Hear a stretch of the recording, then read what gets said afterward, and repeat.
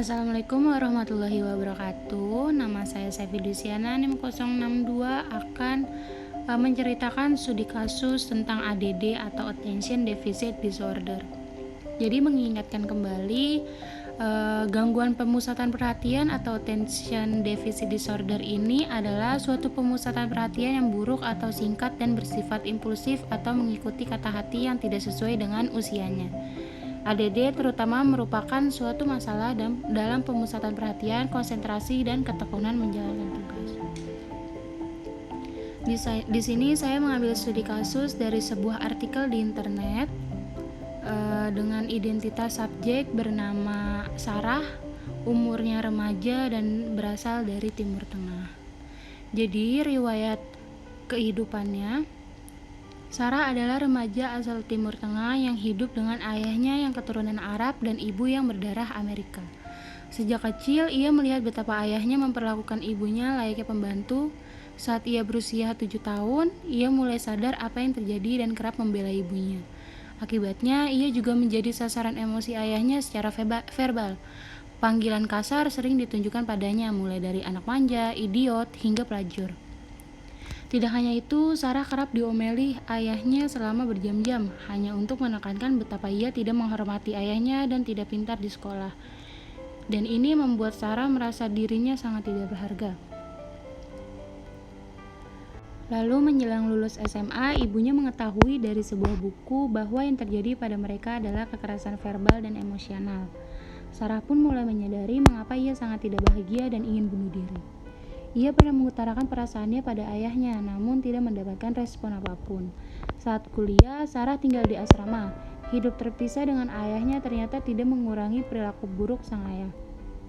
Ayahnya kerap memata-matai kapan ia sedang online dan memarahinya. Dalam sehari, sang ayah bisa menelponnya hingga 6 kali. Jika tidak dijawab, ayahnya akan sangat marah.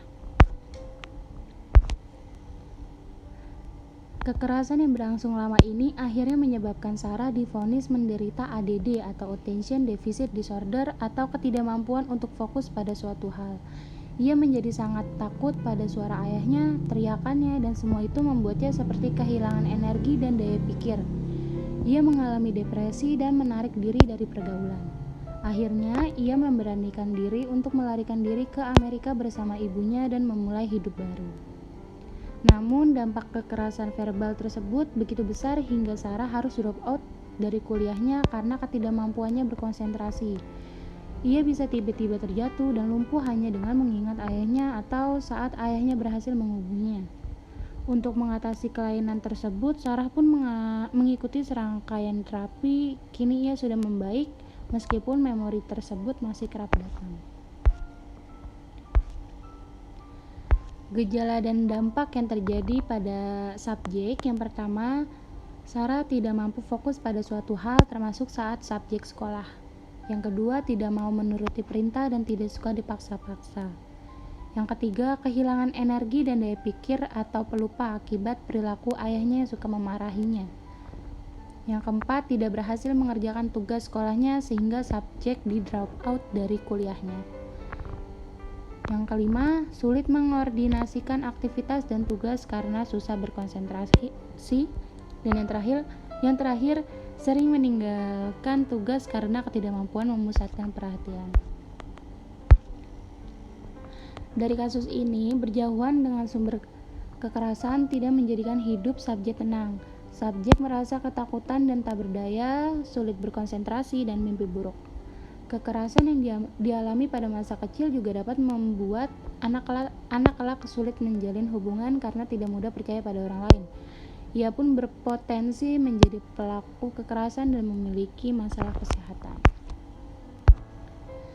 Lalu, cara mengatasi hilangnya berkonsentrasi dalam taraf ringan ada beberapa langkah, yaitu yang pertama, mengajak subjek untuk berusaha selalu fokus. Yang kedua, senantiasa mencatat atau merekam sesuatu yang harus diingat. Yang ketiga, berusaha untuk tetap menjaga alur pikiran subjek.